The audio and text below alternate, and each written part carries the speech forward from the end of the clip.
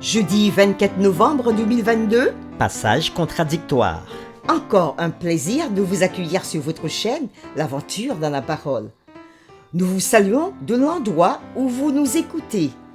Prenons encore ensemble le temps de méditer la parole.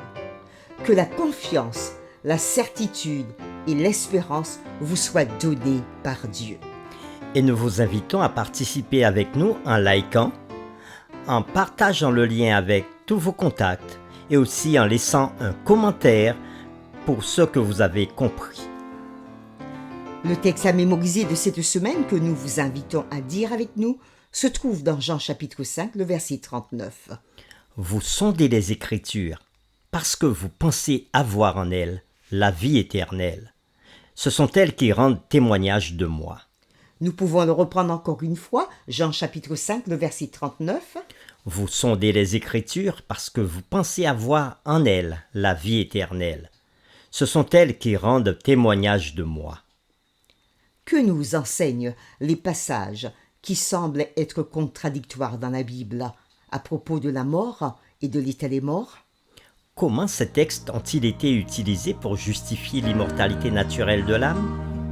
Est une lampe devant mes pas, elle éclaire mon sentier. Ta parole est une lampe devant mes pas, elle éclaire mon sentier. Les réflexions de cette semaine renforceront les convictions en aidant à répondre à ces questions. Ces réflexions examinent des passages bibliques proposés par certains comme étant des passages promouvant l'immortalité de l'âme ou l'existence d'un enfer brûlant à jamais. Et aujourd'hui, nous présenterons la séquence. Les âmes sous l'autel. Le livre de l'Apocalypse parle de sceaux qui sont ouverts. L'apôtre Jean voit en vision ce que nous lisons dans Apocalypse chapitre 5, les versets 1 à 10. Puis je vis dans la main droite de celui qui était assis sur le trône un livre écrit en dedans et en dehors, scellé de 7 sceaux. Et je vis un ange puissant qui criait d'une voix forte, « Qui est digne d'ouvrir le livre et d'en rompre les sceaux ?» Et personne dans le ciel, ni sur la terre, ni sous la terre, ne put ouvrir le livre, ni le regarder. Et je pleurai beaucoup de ce que personne ne fut trouvé digne d'ouvrir le livre, ni de le regarder. Et l'un des vieillards me dit, « Ne pleure point. Voici le lion de la tribu de Juda, le rejeton de David, a vaincu pour ouvrir le livre et ses 7 sceaux. » Et je vis, au milieu du trône et des 4 êtres vivants, et au milieu des vieillards, un agneau qui était là comme immolé. Il avait 7 cornes et 7 yeux, qui sont les 7 esprits de Dieu envoyés par toute la terre. Il vint et il prit le livre de la main droite de celui qui était assis sur le trône. Quand il eut pris le livre, les 4 êtres vivants et les 24 vieillards se prosternèrent devant l'agneau. Et au verset 11, nous lisons, « Je regardai et j'entendis la voix de beaucoup d'anges autour du trône et des êtres vivants et des vieillards, et leur nombre était des myriades de myriades et des milliers de milliers. Toutes ces créatures qui sont dans les cieux, sur la terre, les 4 êtres vivants, les 4 vieillards, tous donnent adoration à l'agneau qui a été immolé. » Au chapitre 6 suivant, c'est l'ouverture des sceaux par l'agneau. À chaque ouverture, c'est une nouvelle information, un nouveau tournant dans les événements de l'histoire de ce monde. Lisons ensemble Apocalypse chapitre 6, les versets 1 à 8. Je regardai, quand l'agneau ouvrit un des 7 sceaux, et j'entendis l'un des 4 êtres vivants qui disait comme d'une voix de tonnerre, « Viens. » Je regardai, et voici parut un cheval blanc. Celui qui le montait avait un arc, une couronne lui fut donnée, et il partit en vainqueur et pour vaincre. Quand il ouvrit le second sceau, j'entendis le second être vivant qui disait « Viens !» Et il sortit un autre cheval roux. Celui qui le montait reçut le pouvoir d'enlever la paix de la terre, afin que les hommes s'égorgeassent les uns les autres, et une grande épée lui fut donnée. Quand il ouvrit le troisième sceau, j'entendis le troisième être vivant qui disait « Viens !» Je regardai, et voici parut un cheval noir. Celui qui le montait tenait une balance dans sa main. Et j'entendis au milieu des 4 êtres vivants une voix qui disait « Une mesure de blé pour un denier, et 3 mesures d'orge pour un denier, mais ne fais point de mal à l'huile et au vin. » Quand il ouvrit le 4e sceau, j'entendis la voix du 4e être vivant qui disait « Viens !» Je regardai, et voici parut un cheval d'une couleur pâle. Celui qui le montait se nommait la mort, et le séjour des morts l'accompagnait. Le pouvoir leur fut donné sur le quart de la terre, pour faire périr les hommes par l'épée, par la famine, par la mortalité et par les bêtes sauvages de la terre. Fin de la lecture. Le texte qui nous intéresse aujourd'hui se trouve dans la suite des événements. Lisons maintenant ce qui se passe à l'ouverture du 5e sceau dans Apocalypse chapitre 6, les versets 9 à 11. Et nous répondrons à la question suivante. Comment les âmes des martyrs morts peuvent-elles crier sous l'autel? Apocalypse chapitre 6, les versets 9 à 11. Quand il ouvrit le 5e sceau, je vis sous l'autel les âmes de ceux qui avaient été immolés à cause de la parole de Dieu et à cause du témoignage qu'ils avaient rendu. Ils crièrent d'une voix forte en disant « Jusque à quand, Maître saint et véritable, tardes-tu à juger et à tirer vengeance de notre sang sur les habitants de la terre ?» Une robe blanche fut donnée à chacun d'eux, et il leur fut dit de se tenir en repos quelque temps encore, jusqu'à ce que fût complet le nombre de leurs compagnons de service et de leurs frères, qui devaient être mis à mort comme eux. Fin de la lecture. Après la lecture de ce texte, nous répondons à notre question. Comment les âmes des martyrs morts peuvent-elles crier sous l'autel? Nous allons identifier, à travers nos propos, ce que signifie le sous l'autel, que représente cet autel, et en même temps, nous allons identifier le mot âme, que signifient les âmes dont il est parlé ici. L'ouverture du 5e sceau apocalyptique révèle une scène inhabituelle. Les âmes des martyrs avaient été vues métaphoriquement sous l'autel, criant à Dieu pour la vengeance. Certains commentateurs sont enclins à identifier cet autel comme l'autel de l'encens mentionné sous le 7e sceau, dans Apocalypse chapitre 8, les versets 1 à 6. Quand il ouvrit le 7e sceau, il y eut dans le ciel un silence d'environ une demi-heure. Et je vis les 7 anges qui se tiennent devant Dieu, et 7 trompettes leur furent données. Et un autre ange vint, et il se tint sous l'autel, ayant un encensoir d'or. On lui donna beaucoup de parfums, afin qu'il les offrît, avec les prières de tous les saints, sur l'autel d'or qui est devant le trône. La fumée des parfums monta, avec les prières des saints, de la main de l'ange devant Dieu. Et l'ange prit l'encensoir, le remplit du feu de l'autel, et le jeta sur la terre. Et il y eut des voix, des tonnerres, des éclairs, et un tremblement de terre. Et les 7 anges qui avaient les 7 trompettes se préparèrent à en sonner. Certains commentateurs sont enclins à identifier cet autel, comme nous l'avons dit, à l'autel de l'encens mentionné dans le texte que nous venons de lire.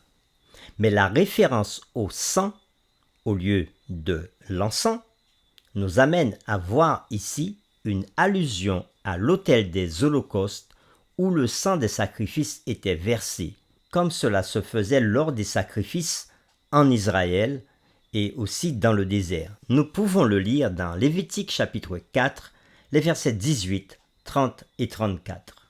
Le verset 18, « Il mettra du sang sur les cornes de l'autel qui est devant l'Éternel dans la tente d'assignation, et il répandra tout le sang au pied de l'autel des holocaustes qui est à l'entrée de la tente d'assignation. Lévitique chapitre 4, le verset 30 dit « Le sacrificateur prendra avec son doigt du sang de la victime, il en mettra sur les cornes de l'autel des holocaustes et il en répandra tout le sang au pied de l'autel. » Et c'est la même idée qui est reprise dans Lévitique chapitre 4, le verset 34, où il est encore dit « Le sacrificateur prendra avec son doigt du sang de la victime, il en mettra sur les cornes de l'autel des holocaustes et il répandra tout le sang au pied de l'autel. » Donc ici, nous voyons l'autel des sacrifices, différent de l'autel de l'encens. Tout comme le sang de ces sacrifices était répandu autour de l'autel, le sang des martyrs était symboliquement versé sur l'autel de Dieu quand, en restant fidèles à la parole de Dieu et au témoignage de Jésus, ils avaient perdu la vie. Les âmes sous l'autel sont aussi symboliques. En les prenant au pied de la lettre, il faudrait conclure que les martyrs ne sont pas pleinement heureux au ciel, car ils crient encore à la vengeance. Cela ne donne pas l'impression qu'ils jouissent de la récompense du salut. Le désir de vengeance peut rendre votre vie misérable, n'est-ce pas? Mais votre mort aussi. En outre, il est important de se rappeler que Jean n'avait pas reçu une vue du ciel tel qu'il était réellement. Il n'y a pas de chevaux blancs, rouges, noirs ou pâles, avec des cavaliers en guerre au ciel. Jésus n'apparaît pas sous la forme d'un agneau avec une blessure de couteau qui saigne. Les 4 bêtes ne représentent pas de véritables créatures ailées ayant des caractéristiques animales. De même, il n'y a pas d'âme couchée sous un autel dans le ciel. Toute la scène était une représentation picturale et symbolique. Comme le sang des animaux était versé sous l'autel, le sang des saints avait donc été symboliquement offert à Dieu en sacrifice. Les saints sous l'autel sont morts à cause de leur témoignage fidèle de l'Évangile.